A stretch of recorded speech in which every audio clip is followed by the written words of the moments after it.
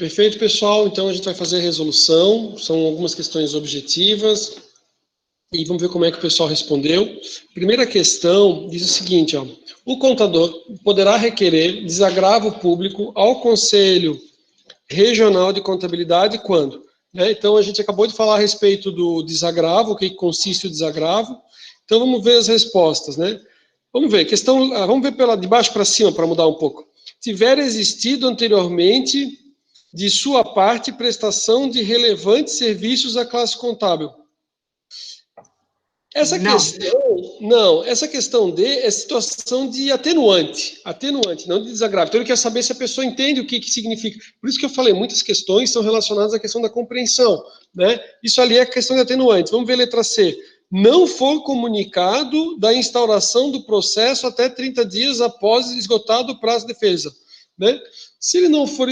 Não é o caso, né? Se ele não for comunicado, ele tem que ser comunicado para se defender, cerceamento de defesa, alguma coisa assim, mas não é questão do desagravo. Letra B, houver falta cometida em defesa de prerrogativa profissional. Também não. Vamos ver a letra A, então.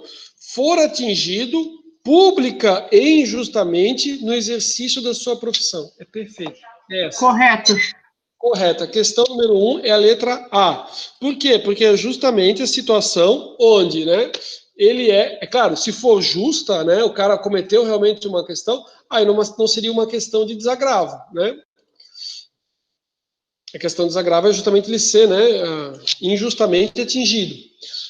E publicamente. 2, e no exercício da profissão, tá? Não é porque o cara é contador, tipo, um vizinho vai lá e briga com ele, né, por uma questão que não tem nada a ver com a contabilidade, às vezes entra uma discussão que também não tem nada a ver com a área contábil, o cara, né, xinga o cara de ignorante, né, seu ignorante. Aí o cara da voz requereu um desagravo público, porque chamou o cara de ignorante, porque, sei lá, manobrou o carro mal, deixou o carro mal estacionado, não tem nada a ver, ok? Questão 2, o contador deve fixar previamente o valor dos serviços de preferência por contrato escrito, considerando. Então, aqui, ó, beleza, né?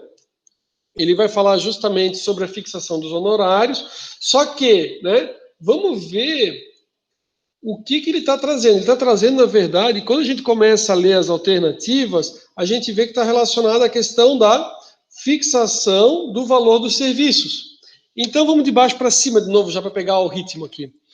Letra D diz assim, ó, a impossibilidade de avaliar o tempo necessário para a realização. Ele inverteu, né? Porque, na verdade, ele pode fazer a fixação do preço com base no tempo, né, para ele realizar uma determinada atividade ou serviços. Então, não é a D. Letra C. As peculiaridades de cada magistrado e assistente técnico quando o cliente é habitual. Meu Deus do céu, mas essa tá bem doida assim, né? Letra B. O resultado lícito favorável para que o contratante advirá com o serviço... desculpa. Ele fala do resultado ilícito. A gente viu o seguinte, a letra B fala de resultado ilícito. A gente viu o seguinte, pessoal, não é, né, é vedado ao contador, né, auxiliar, assessorar ou prestar, né, qualquer serviço ilícito, né, cobrar por é vedado. Então, não pode ser B porque ele fala de resultado ilícito favorável. Né? Que meu contador ele é bom, ele fixou os honorários porque ele vai fazer né, vai cometer fraude, né? De forma alguma, né? Isso é vedado. Então, vamos ver a letra A. A possibilidade de ficar impedido de realizar outros serviços. Beleza. Para a fixação dos serviços honorários, né? Ele vai verificar justamente a possibilidade, né, de ficar impossibilitado de exercer outras atividades. Questão de número 3. Questão número 3 diz assim, ó, durante o julgamento de questões relacionadas à transgressão de preceito do Código de Ética Profissional do contador, é correto afirmar que, né? Aqui, essa questão, lembra que antes da gente fazer o exercício, eu comentei para vocês que talvez, algumas questões elas fossem um pouquinho além. Essa questão, ela vai um pouquinho além do que a gente já trabalhou nessa resolução. A gente vai trabalhar nas próximas resoluções agora, e daí a gente vai ter a resposta bem certinha em relação a essa, tá? Então, vamos ver o que diz aqui, tá? Mas a resposta vocês ainda não aprenderam sobre isso. Eu tinha comentado que talvez algumas questões pudesse acontecer isso. Então, vamos ver assim, ó.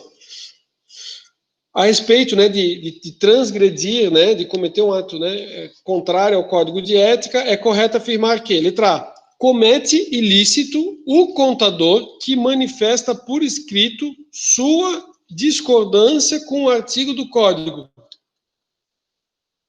Se ele discorda do código, a gente até mencionou ali que é importante que o profissional, né, ele respeite as decisões colegiadas, né?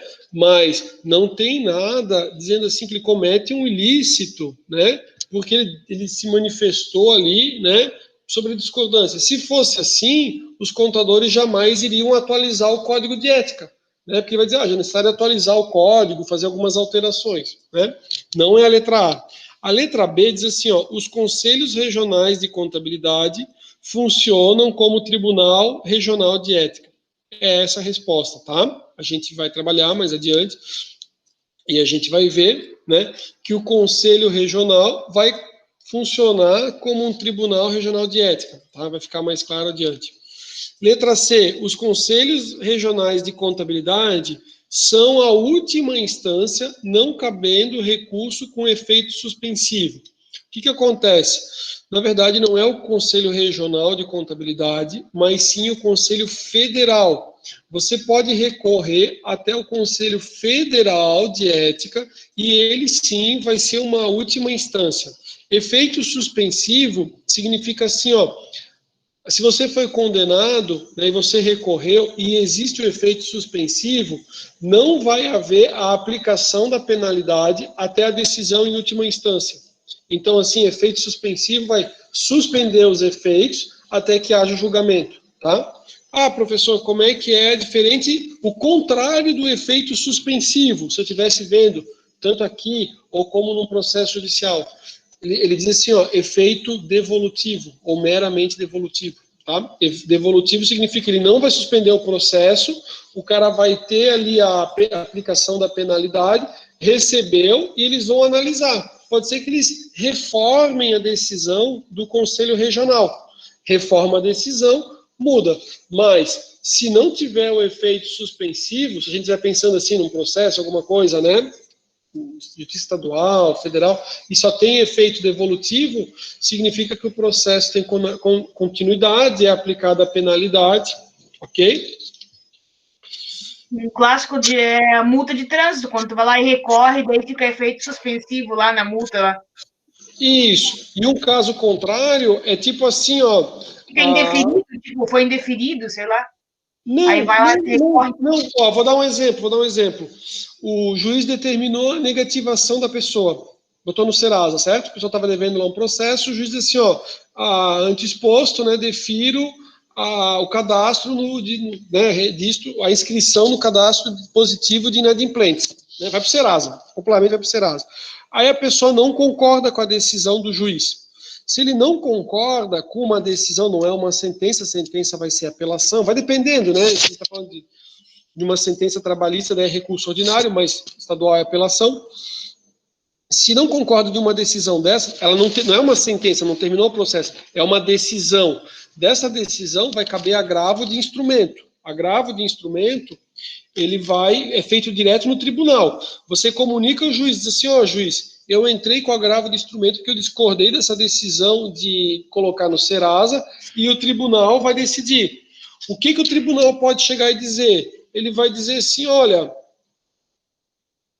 nego a liminar, né? E fica como efeito devolutivo, ou seja, o cara vai para o Serasa, tá? Vai para o Serasa até a decisão. Ah, professor, a decisão lá do tribunal foi que ele não deveria ir para o Serasa, vão tirar do Serasa. Mas assim, ó, aquela decisão de ser mandado para o Serasa, a pessoa foi mandada para o Serasa, ela vai ir. Não vai parar porque entrou com recurso. Agora, se tiver o efeito suspensivo, vai ter. Então, isso a gente vai ver o que acontece. Por isso que a gente vai ver o passo a passo, o que é o efeito suspensivo. Muito do que a gente vai aprendendo é legal porque, assim, serve para tudo. né? Serve para uma situação onde vocês têm um cliente de vocês e vocês decidiram trabalhar na questão da área tributária, né? Ou às vezes, é que assim, ó, as questões do cotidiano às vezes elas são tão complexas que alguém trabalha lá no societário, aí constituiu uma sociedade, daí um dos sócios vem a óbito. Aí tem que resolver toda uma situação de como é que... Então, assim, acaba esbarrando, né? Na vida é difícil a gente não ter situações que envolvam, né, a questão da legislação, das normas, ou depender ali de uma decisão judicial para alguma situação da vida. Vamos fazer a questão 4, e daí a gente vai finalizar hoje pela 4, tá? Questão 4. A transgressão dos preceitos do Código de Ética Profissional do Contador constitui infração sancionada com a aplicação de uma das seguintes penalidades. Então, ele quer dizer assim, uma das alternativas. Dentre as alternativas, a gente viu que a gente tem advertência reservada, censura reservada e censura pública. Lembram? Né? Gravaram isso, né? Advertência reservada, censura reservada e censura pública. Mais adiante a gente vai explicar como é que ocorre o trâmite de cada uma delas e, né, tudo a respeito de cada uma delas, que não aparece no Código de Ética, mas em outra resolução ela explica detalhadamente, tá? Até como é que é feito, se é mandado por AR, se não, quem é que vai lá entregar a cartinha ou chama a pessoa, isso a gente vai aprender, né, nas cenas do nosso próximo episódio, né, nosso próximo encontro. Então vamos ver qual que é a alternativa que tem advertência reservada. A advertência pública não é a letra A, porque não existe.